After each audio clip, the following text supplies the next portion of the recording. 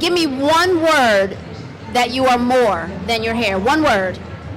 Oh, wow. On the spot. Powerful. Hey. I'm a mother. I'm spontaneous. Faith. Faith. Okay. Now talk to me about some issues. Again, we're going to go a little bit, a little bit deeper and a little bit more transparent. Talk to me about some of the issues. Like you mentioned earlier about how you did the big chop and you wanted to embrace your natural beauty. What were some of the issues that you saw yourself as having that you needed to sort of overcome before you could fully embrace your natural beauty and embrace yourself? Getting over people. Getting over people? Getting over what people think about me. Can't care what people think. That was the whole purpose of me going natural. I wanted to liberate myself from what my mama said I was, what my cousin said I should be, what my uncle and them said, or my friends said, the naysayers. Even I had locks, and I was about 4 years into my locks, and one of my cousins, we have beautiful, luxurious long hair in my family. And she was like, she grabbed one of my locks and was like, ew, what are you doing with this? You know what you look like now? And I said, I know exactly what I look like now. I said, I look gorgeous. Mm-hmm. And that was the first time that I was, as an adult, able to say to a family member how I really felt about me. And that you don't dictate to me anymore. I dictate to me. And that helped me stand on my own pedestal. You didn't have to put me up there. God already put me up there. And to embrace that, to love that. And I don't care if you don't accept these, because I accept them. I love them. Right. And I would love to piggyback off of an experience that I had.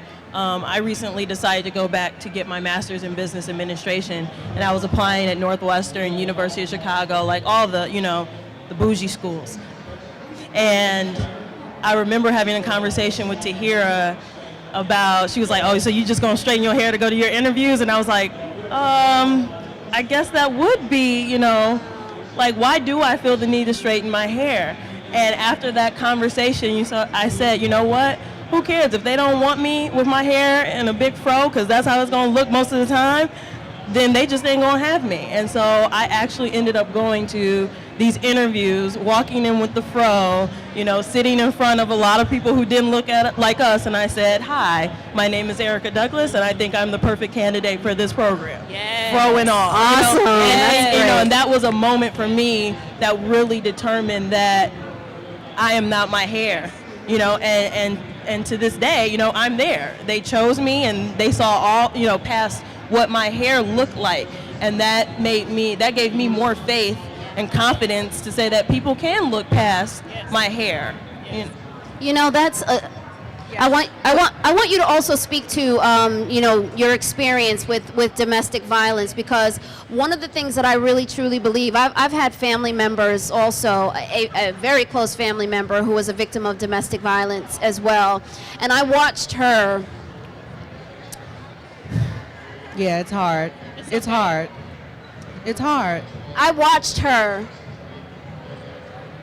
go from absolutely fierce and fabulous to being just, a very broken shell of a woman. Absolutely. And, assuming somewhere along the line she kind of got, had her self-esteem chipped away at, she valued someone else's opinion of her, she Absolutely. listened to what it was she was supposed to look like, because I believe these things start from the inside, but They do. it's very easy to take something on your person and use that as a way in. Yes. Absolutely. So in your experience with domestic violence, how do you feel a woman can sort of, protect herself, both physically and then emotionally? Well, the issue again is we believe what people tell us often, and we have to understand who we are to not accept the negative. When I was in my violent marriage, my husband used to tell me I was ugly, and who's going to want you if you leave me, so you need to go sit down somewhere. But thankfully, at that point in my life, I was over 40, and I'm thinking to myself, well, wait a minute, before I met you, I had men, so So we can't believe what he tells us. We want so much to be in that relationship that we lose ourselves trying to convince him that we are worthy of his love. And look, let me keep showing you over and over again how worthy I am of his love. When, see, we forget we have something that we're bringing to the party too. Yes, say You know, we're bringing ourselves, our intelligence, our beauty, our experience, our talents to this relationship. But we forget that because, again, society has told us we got to have a man, he's got to be rich, he's got to be handsome, he's got to be well off. And if you don't have a man, why not? Why aren't you married? Why don't you have children? What's wrong with you? There's nothing wrong with you if you choose to be with you and love you. But too often, and because of society, again, mothers, I'm telling you, tell your daughters, you're beautiful with short hair, you're beautiful with long hair. Whatever you decide to do to be you, as long as you're being true to who you are, you're going to be okay. You can tell this man, I love you, but I love me more. And if me making you feel better about who you are is all you care about in this relationship, then we're not in a relationship. We're in a worshiping for you. So there are two people here. Relationships are about two people. And women so often, because we are taught to be nurturers and we are taught that it is our responsibility to make sure the relationship is okay and that our man is happy. Again, we have to remember there are two of us here. And I lost myself in my marriage. I sat at a computer every day and never looked for shelter or victim services because I was so busy trying to think about how am I going to get through this day? How am I going to get my children through this day? How am I going to make him happy today so that he won't go off and we won't get into a fight? So we have to remember who we are, you know, as women, and not let ourselves get caught up, because I did it, my sister did it. I lost my aunt, my cousin, and my sister to domestic violence.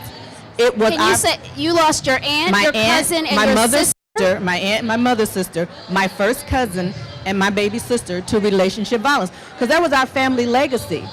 We were taught as young girls, you fight in a relationship. That's what you do. So we accepted that as the reality of being in a relationship. We didn't know we had a right to be happy. We didn't know we were supposed to be safe. We didn't know it was not our job to make this relationship okay. We didn't know that. I had to become an advocate for victims of domestic violence after my sister was murdered to see that, no, this isn't right. This is not how relationships go. I want to be happy. He should be happy. My children should be happy. It's a difficult thing when you're in it because you're emotional. And going back to your friend, I lost myself. She lost herself because she was caught up in trying to make this situation okay.